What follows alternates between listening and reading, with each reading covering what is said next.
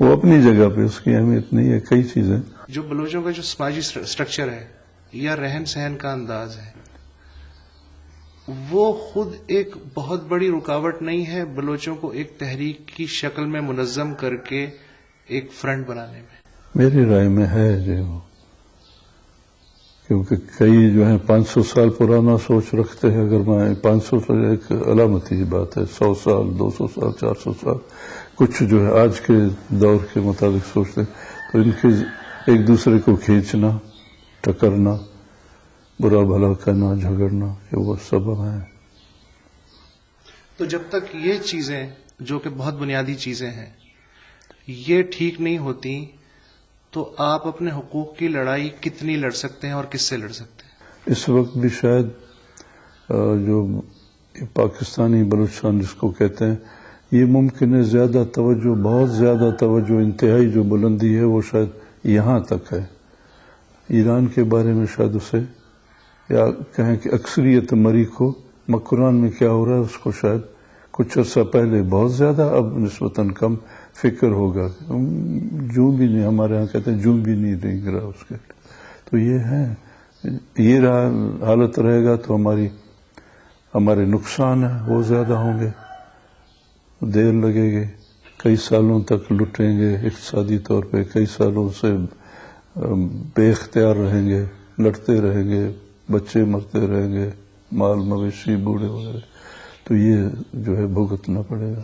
مجھے ایسا لگ رہا ہے جیسے یہ اگر آپ لڑ رہے ہیں ان حالات میں ان چیزوں کے ساتھ تو آپ گویا ایک ہاری ہوئی لڑائی لڑ رہے ہیں.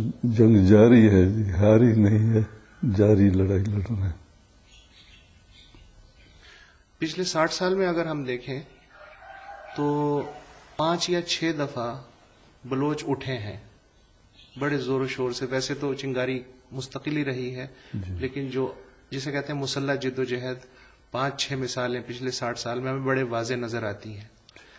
لیکن پھر یہ ہوتا ہے کہ پھر اسی سسٹم کا حصہ بن جاتے ہیں. اس کے بعد پھر توقعات وابستہ کرتے ہیں، پھر وہ توقعات ٹوٹتی ہیں، پھر کھڑے ہو جاتے ہیں، اور یہ مستقل ایک سائیکل چلا آ رہا ہے جس میں بلوچ جو ہے پھنسے ہوئے. اگر باکسنگ کے حساب سے لے لے، ایسا مکہ مارا جو دڑم گر گیا جو لڑنے والا ہے، جو اس کے پانی دینے والے تھے یا تیل ملنے والے تھے وہ پھر ان کے ساتھ نوکری میں لگ جاتے ہیں جو طاقتور ہے.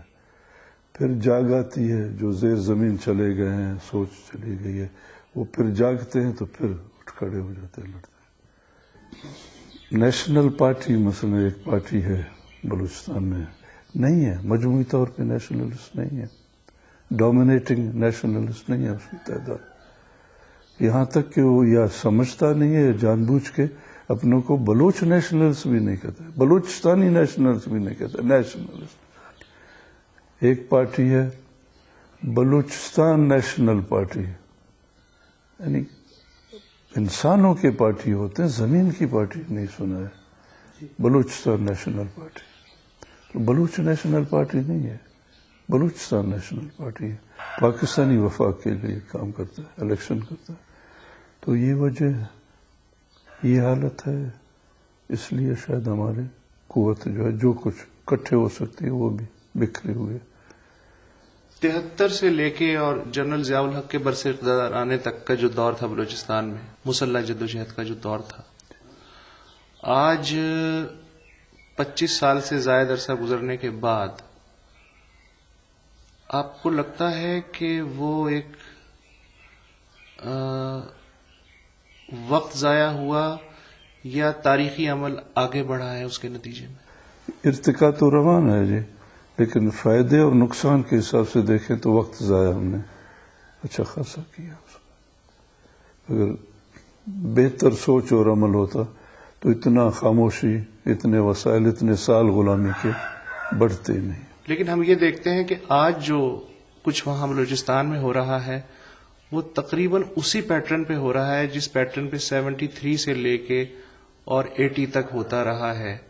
وہی اسٹائل ہے لڑائی کا یا جد و جہد کا. بظاہر ایسا لگتا ہے کہ جیسے اس سے کچھ نہیں سیکھا گیا. یا کوئی فرق ہے جو مجھے نظر نہیں آ رہا؟ باریکیوں میں جانا پڑے گا کہ جد و جہد میں فرق نہیں آیا.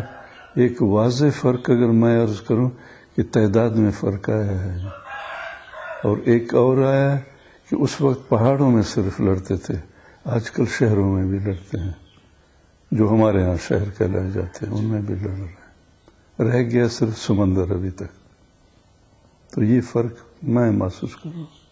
پہلے وہ 303 بھی درئی اس کے پاس تھا، تو آج کل اس کے پاس ممکن ہے راکٹ لانچرز ہیں اور یہ وہ ہیں.